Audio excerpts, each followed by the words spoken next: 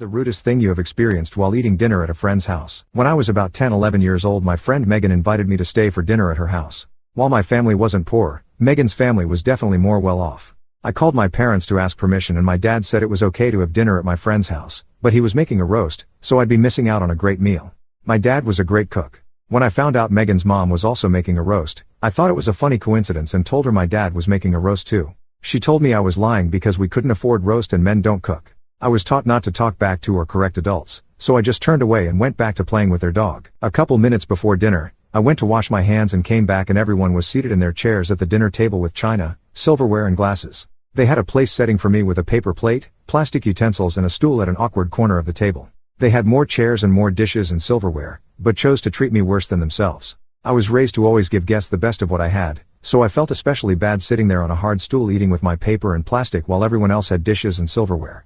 When dinner ended, the house rule was that everyone had to put their dishes in the dishwasher. Well, I didn't have dishes, so I threw my paper plate and plastic utensils away. Then they served dessert.